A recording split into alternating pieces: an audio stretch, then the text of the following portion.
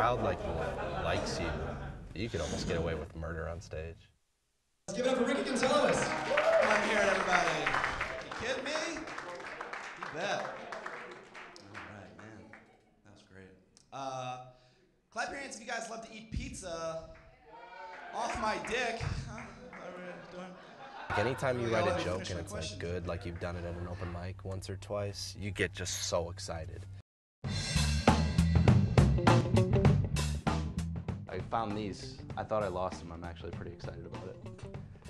I had to pay good money. Huh? Does that look good? Pretty sweet. You guys are having a great time. You're gonna have even more fun. I was always just a huge fan of comedy growing up, and in college I took some writing classes.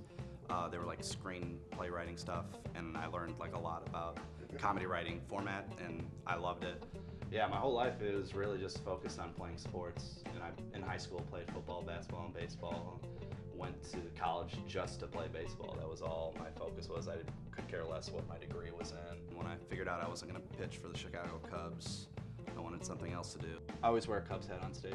I first started doing it just because, well, I wore a hat, but then like I would wear it occasionally, not having it be my thing or anything, but then I stopped wearing it and no one would recognize me.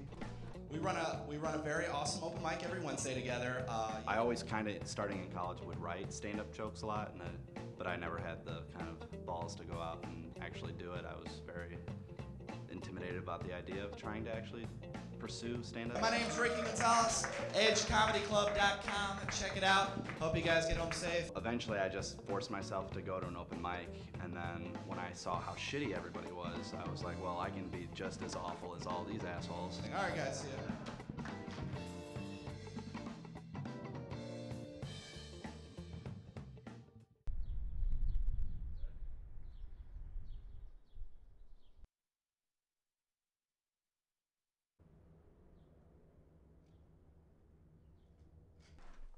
See that? All right. Don't tell anybody. That's why I hide them in there. Tons of Beanie Babies.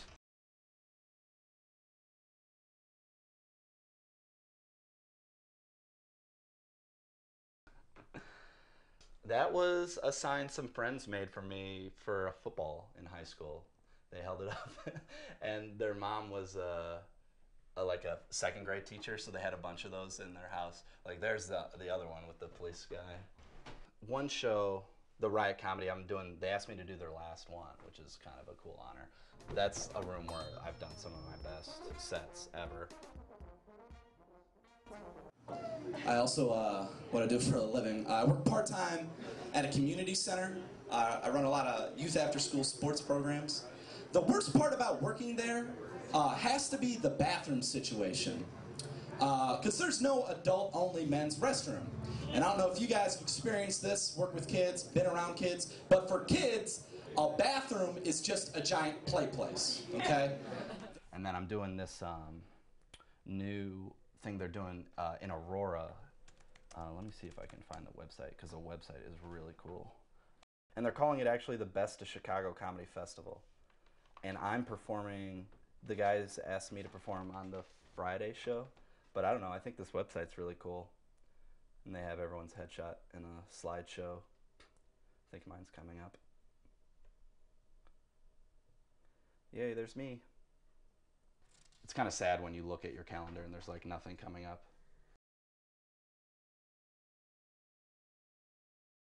Oh, in June I get to go to the best place in the world. It's called the Comedy Club on State. It's in Madison, Wisconsin.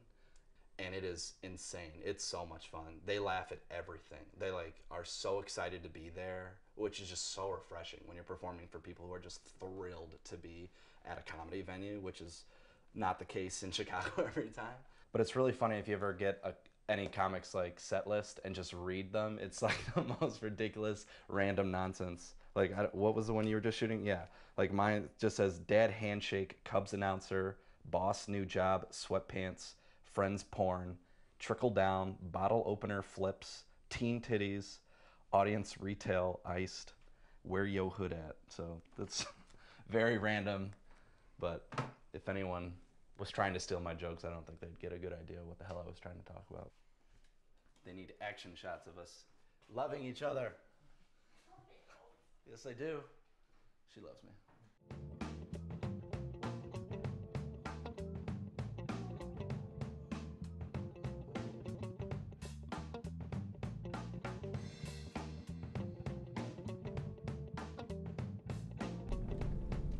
Like, this is my mom's car, so I'm obviously not going to be able to have it. She's out of town, so that's like when I get to steal it. My real bed is at my ex-girlfriend's place where we lived at, so I have to get that out of there. Yeah, so I got to find a partner to help me move that and my baby, which I call my television, which is still there, which is a 52-inch Samsung, which cost me $2,000. Wow. And I left it there with my ex-girlfriend that I broke up with, and she didn't break it, so I was very surprised. There's only 2 units or whatever in the building, and the other unit, we walked around in it. It's really nice. The people also are moving in there today, and it's like 6 guys who are all gonna be sophomores in college. So it's just 10 dudes living in this building. This Lincoln Restaurant runs a really great stand-up show every Friday. I haven't gone up there yet. It's definitely one of the top rooms to try and get on for stage time wise. You know, some comedians are really good at balancing their life, you know, family stuff, friends, you know, relationships outside of comedy, like boyfriend, girlfriend stuff, you know. Some people are really good at compartmentalizing all that. I think that's the word. But yeah, for me, I had a very tough time making my relationship work and doing comedy at the same time, because, you know, I would go out, I would do my job, and then I would go to comedy and I'd stay out late, and by the time I got home, my girlfriend was always asleep, so it's kind of tough to have a functioning relationship that way.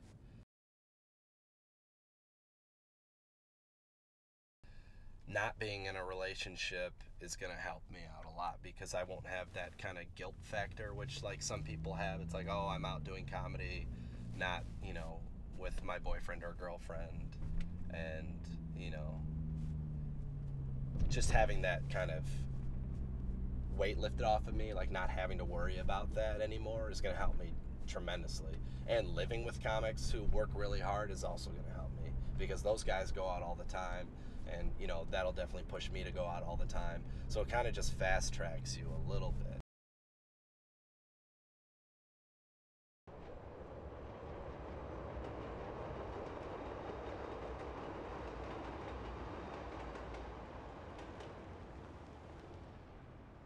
Beep, beep, beep. Moving on back. Here it is. Yeah. Found the spot. Furniture. We have places to sit. Welcome to Ham House. Are we calling it Ham House? Or no? This place is too nice for us. I don't understand why we're living here. This is dumb. I hope my mom's happy that there's weed ash all over the coffee table she gave me. Already? Yeah.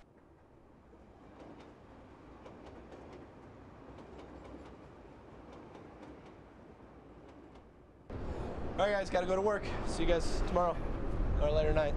I missed my train! Not today! Purple Line Express. I wonder how pissed I would be if like I fashioned a wooden plank from here to right there. Oh shit, my fault.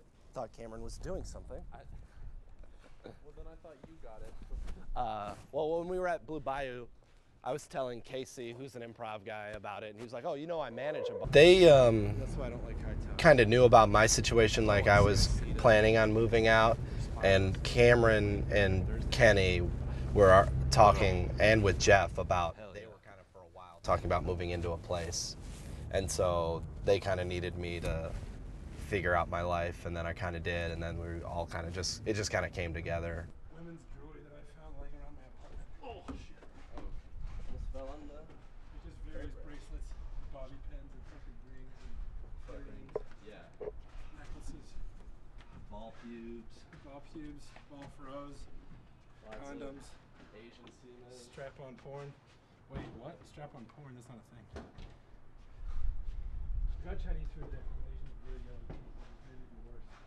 Hey. Come on, fridge. No, here. He'll be happy. This makes it a little easier for him. There, Jeff will be fine now. This is gonna happen every morning, isn't it? Well, in the summertime, because I'm going to be waking up at like 7 every day, so I'll be able to fuck with everyone, so. Hope you don't mind me banging pots in the living room. Wake up, everybody, wake up. I'm gonna murder you. Wake up. Here will be mad. Really only Harvard. I'm obsessed with zombies. I love zombies. It's my secret thing.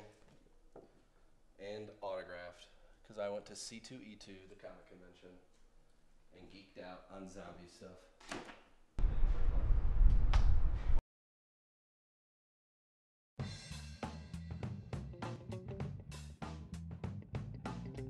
I worked today from 10 till 2:15. That Well, it was like crazy because no one talked to me when I got there. yeah, that's probably a sign you'd know that you're in Yeah. trouble. Right, I really want to get drunk, but I've gotten blacked out the last 2 nights. It's just getting really bad. And then we're just gonna stay up on the porch till 5 in the morning. Yeah.